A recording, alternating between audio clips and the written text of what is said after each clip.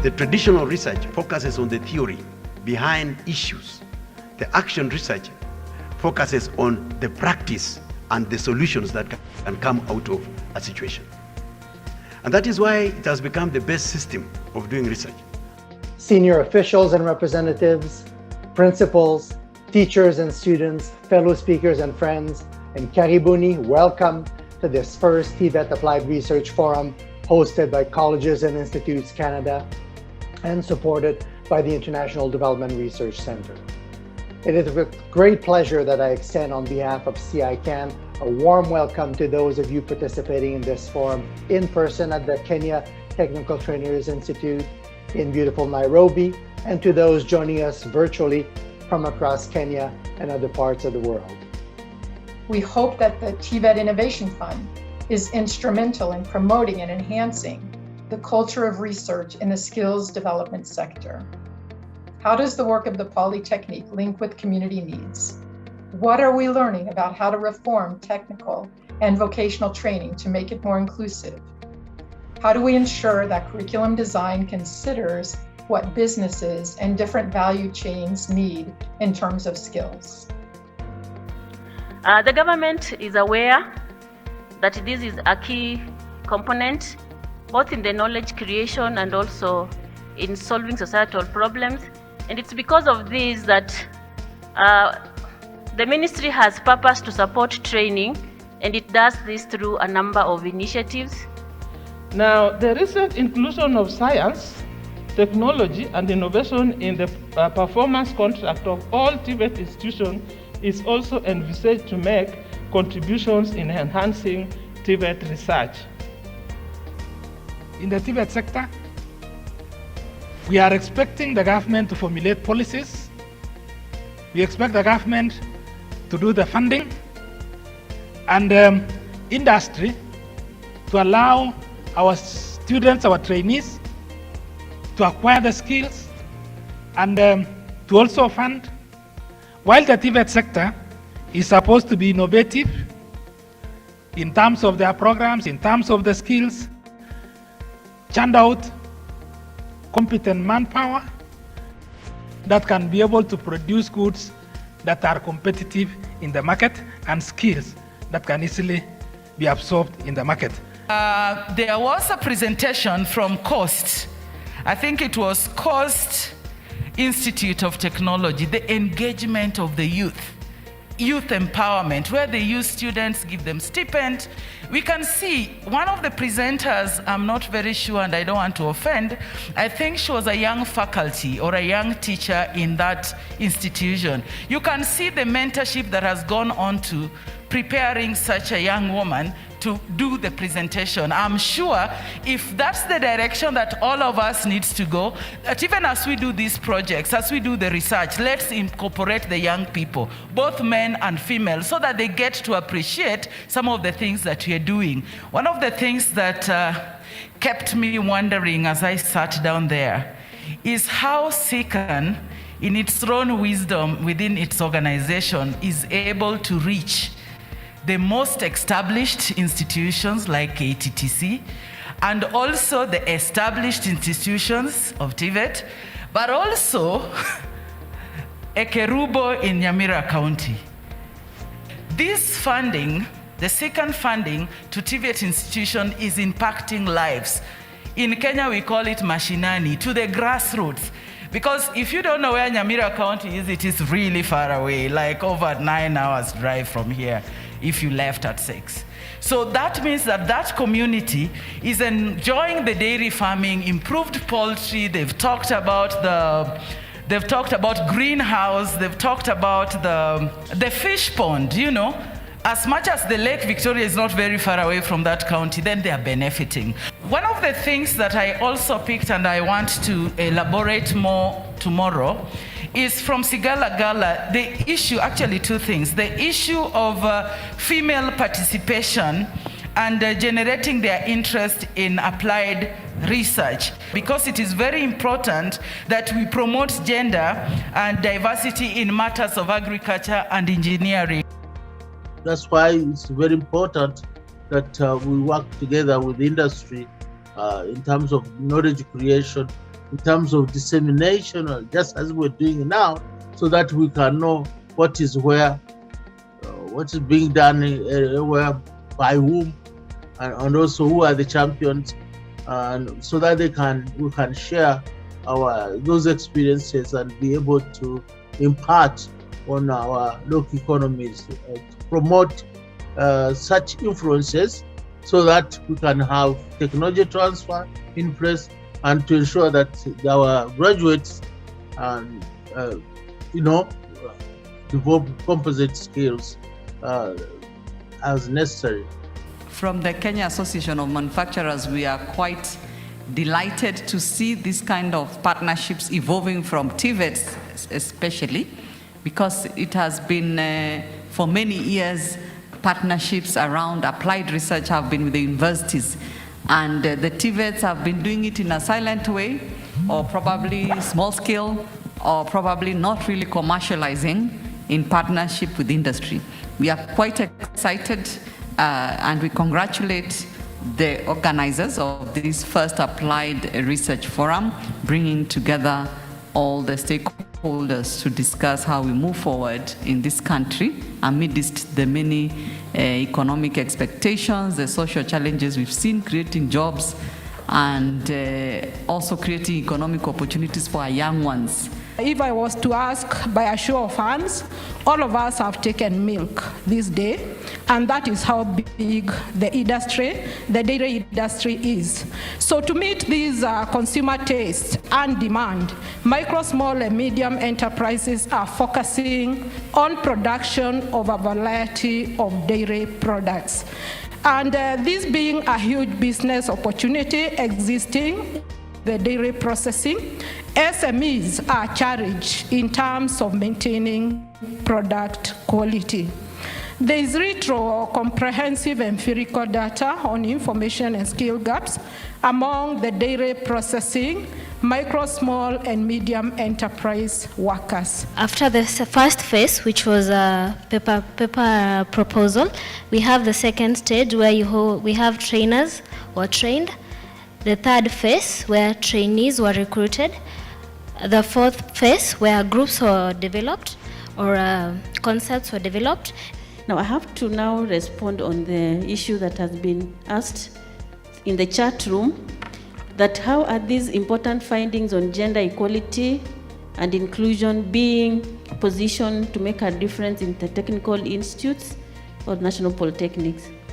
I want to say that this is applied research, like we said, and therefore we are trying to get ideas and recommendations that are now focused towards the problems that we have in our TVET institutions.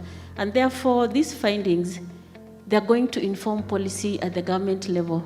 We are going to now repurpose our focus. We are going to develop new discussions or discourse so that we have targeted interventions that address the specific issues that are being raised. One such issue has been on the area of the menstrual. You know, the government has been giving the pads. So we are going to have a new discussion. Are these interventions really, are they resolving what they should? Are they being done in the right way? Do we need to relook? So this is a very healthy forum because it's going to give us information on the next steps. I'm speaking for and on behalf of the CIT students who are following the proceedings. And given the background that they are also involved in the project, one of the groups that involved in their SITVES project in CIT have a company called Better Limited Company.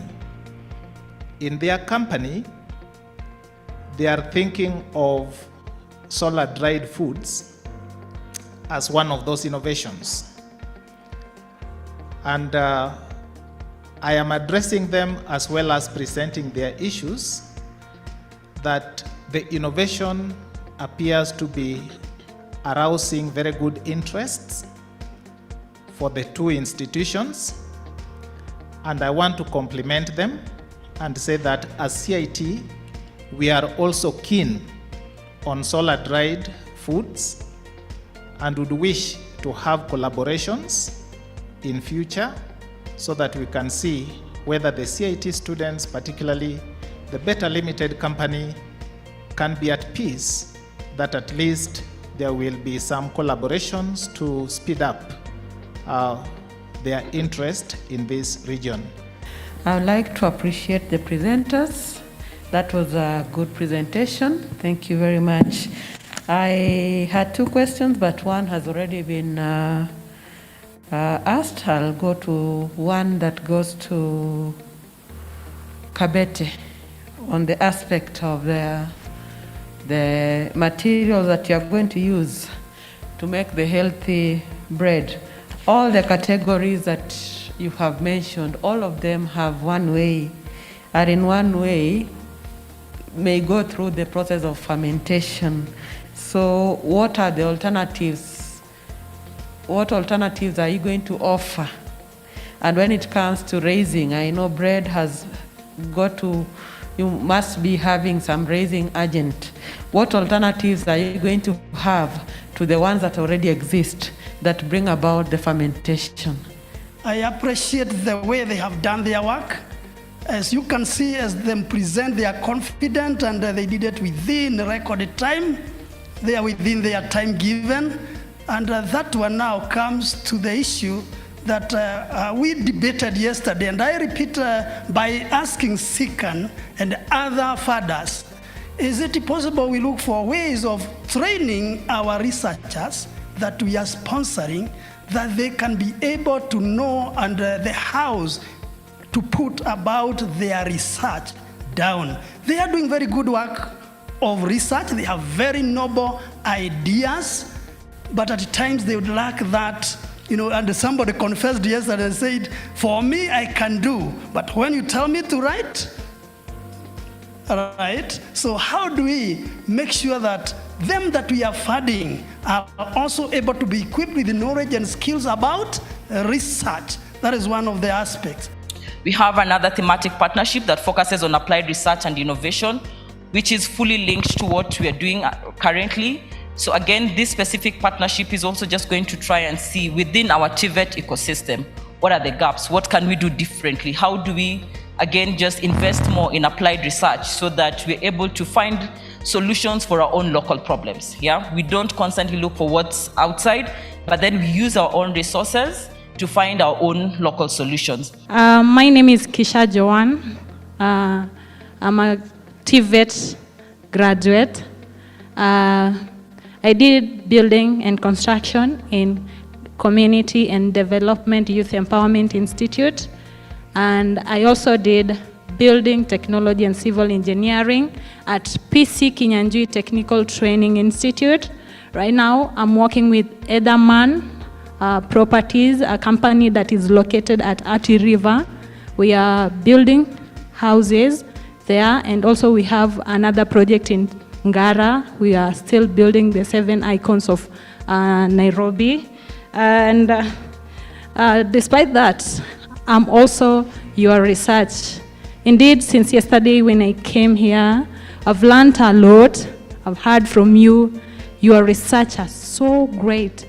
And I can stand still and say that I'm your research, I'm your findings, and I'm your conclusions.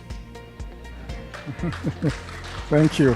Let the principals who are here not to just provide Wi-Fi and gadgets to be used, but also to be giving guidance, to create awareness, teach those people on which sites to research what, give them challenges so that they can be doing this research, and also arrange for symposium and other things. Growing up in high school, I didn't have this career thing training or someone who came to us to talk about the career thing, career development thing, because my teacher wanted me to be a teacher. My father wanted me to be a doctor. The community saw a potential news anchor. So I didn't know on whose opinion to choose. I didn't have a gadget to do a research. I was invited in Nairobi University by Ajira Digital. I think many of us knows Ajira Digital. So there I was taught about this research thing. I was taught on which platform to research and what to research. And also that motivated me to find some coins and buy a gadget so that I can be researching. Now the challenge we have, which we can address, like you as our partners, is actually a change of mindset in management of our institutions and focusing on research. Now, yes, we know we don't have enough funds. That's very correct, like what my colleague has said. But some institutions are trying with the little resources that we have. And we actually putting applied research in our strategic plan, because when you put applied research in the strategic plan, then you are able now to plan for a given duration of time what you want to do as an institution. We can again look at the percentage of the capitation that we are receiving so that we allocate part of that percentage of the capitation on research, so that the departments of research in our institutions should actually not be just like any other department, but a department that is actually collaborating with the industries within the locations where we are, also collaborating with the local communities within the locations where we are, so that they can be able to solve those community problems. The technology is changing so fast. And with the innovations that we have, it takes some years. By the time that innovation is rolled out, a new technology has come up. So there is actually need to continuously involve in the changing technologies and get the support of stakeholders, mainly our industry players and the government. And so really the value of ensuring that partnerships are mutually beneficial. So what Joyce was saying about when you have an MOU, making sure that your partner is contributing to and participating in a project. It's not just an agreement where they maybe feel like they're doing you a favor by engaging your students or working with your faculty or instructors on a project. To sum it up as briefly as I can, I would suggest focusing on quality over quantity always. So one good, strong project is much more valuable from my perspective than 20 signed MOUs that don't necessarily lead to outcomes or lead to partial outcomes. Of course, another thing is strengthening the linkage between industry and academia by having very clear MOUs. A lot of times you have MOUs with industry, but how clear are those MOUs? Do we have follow through with the MOUs? Are we able to ensure that the MOUs add value? It is not just something on paper where we say we'll send attaches. So if you're able to transition those attachments into jobs through the MOUs that you have with industry, then that means that we are actually moving in the right direction. It's evident that the fourth industrial revolution will inevitably affect jobs the world over, Canada too. New jobs will replace traditional jobs, and these will require different skill sets. And so TVET institutions will need innovativeness to improve their way of imparting skills to students and stay relevant. TVET graduates could face an uphill battle to find employment, which we've heard about that today, in which they have to adapt to the changing world environment as quickly as possible. And there will be a need to reskill staff as well, using modern systems. So how prepared are we? At the same time, the pace of local development in Africa is not matching the fourth industrial revolution levels.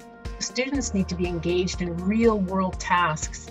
I would like to thank also so deeply the CICan group, both in back at home in Canada and also our office in Nairobi. And we really want to thank you, a clap for the CICan group. This is very, very encouraging. Let's again pray and ask CICan that next year, let us meet here.